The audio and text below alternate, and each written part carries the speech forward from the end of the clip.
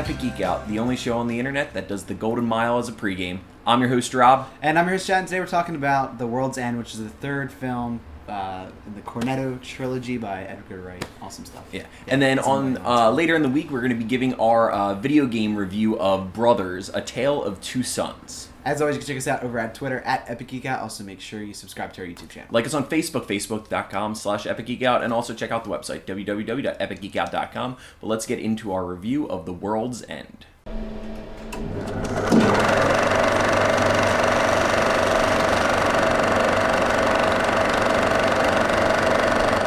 So The World's End, it stars Simon Pegg, Nick Frost, directed by Edgar Wright. It's finishing up like the loose trilogy of Hot Fuzz and Shaun of the Dead.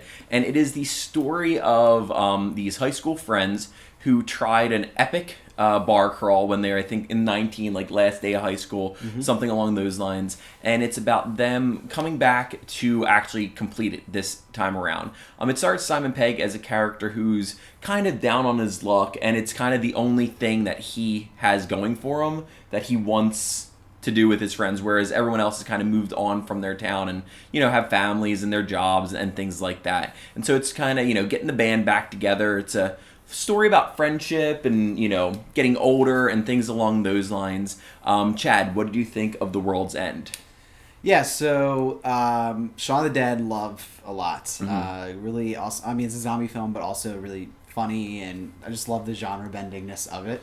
Hot Fuzz, not as over the moon about. I thought it was just a little too weird for my liking. This is like the perfect combination of like weird but like good, you know? I really enjoyed it. I think that there's a lot of deep meaning to this, above and beyond, you know, even the other two.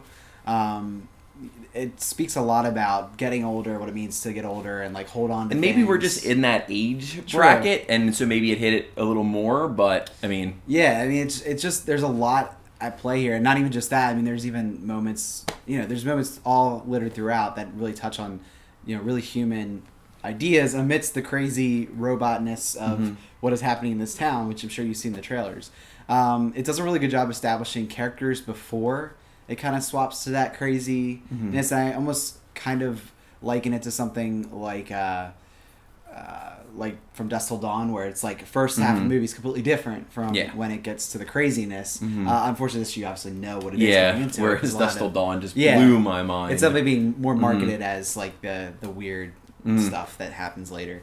I really didn't have any problems with it. I think the only thing that I would say the weakest part was a little bit of the explanation of the robot/alien things that take over the town. It's a little just muddy, and I think they were trying to make it more of a statement, and so as a result, it kind of, if it was simpler, I think it might have been more effective, just because they tried to make that also be kind of speaking to how his friends were acting, sort of like the alien race was, because they're you know, just conforming to everything, and he's trying to be like the freedom and all that stuff. So many like undertones to it. Written really well. I mean, it's like witty banter back and forth. The conversation revolves around something, and they come back to that constantly. So I think easily the funniest out of the three movies as well. Easily the funniest. Definitely. And I thought also the action was really well done and shot really in an interesting way. There's actually this really cool shot sequence in the beginning during the titles where they're panning from left to right, and they go through all the friends and show their scenes, but in between each one is, you know, Simon Pegg's character, and just the way that worked, I thought was really cool. A lot of new inventive stuff there. So a lot to like. If you like the other two films, it's very similar in the style, but also very different characters. Like Simon Pegg's character is totally different in this, and Nick Frost is also very different. He did a really good job. It's nice to see that, but I definitely recommend it. It's good. Yeah, I really loved the movie. I think it was, you know, it hit. I think it was the best out of the three, just because it was just so funny at different points that, you know, you think of your friends in those situations and you think of it. I think it was the best written and the best acted, and, you know, had the most meaning that you can take away from it, and really something to ponder about. You know, to nitpick it a little bit, you know, I think the first half of the movie, when he's going to get the friends to come out and they start the bar crawl again, I think is a lot better than the second half, when, you know, things do get crazy and the supernatural, or not supernatural, but sci-fi element gets plugged into it. I would have loved to just see a character piece on these friends and a comedy just done with them, and it just continue, and they didn't have to deal with an end of the world scenario. Though what I got, I very much enjoyed, and I really it had great meaning to it, and it just was a fun ride throughout it all. So I would definitely recommend it, and if you've seen the others, you have to. I would also say too, like, the ending was brave. I mean, I think that they did end in a way like that I wasn't expecting, because it is kind of like a crazy thing that happens, but also because it's not a trope ending. Like, it's not. Yeah. And I don't want to say any more than that, because I think it's a really good reveal. But I think they could have easily fallen into like a trap of like normal Hollywood endings, and it definitely did something different, which I liked. And the action scenes, to touch on a little more, I did really enjoy them. I think that the theater we saw it in, there was something like the audio wasn't up to par or something, because there was something missing from it, and I think that was more on the theater's fault. But the way it was filmed really got me excited for Edgar Wright, who's doing Ant-Man. I think the use of how he swings the camera around during fights, and like there's something going on here, and then there's another character over there. He pushes the person into it, they flip over. There's a lot of like not big moments in the choreography of the fight scenes. I think were really, really well done, and there's a couple like really great moments of just like, when you go back to your town, it looks differently. And is it because you've changed? Is it because the town changed? Is it a combination of things? And seeing how the characters went from, moving on from the town, but once you get back there, you kind of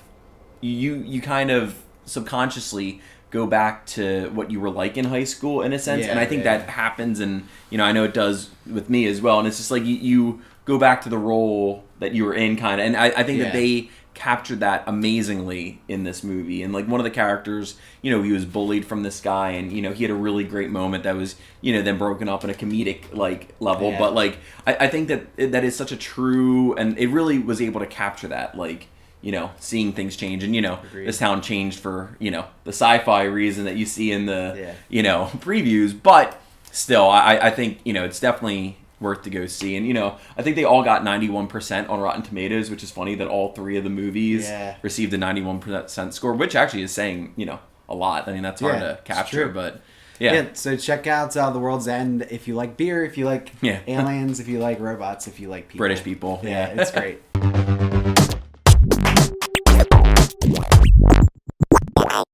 So it's that time of the episode where we like to give our thanks. Chad, what are you thankful for today?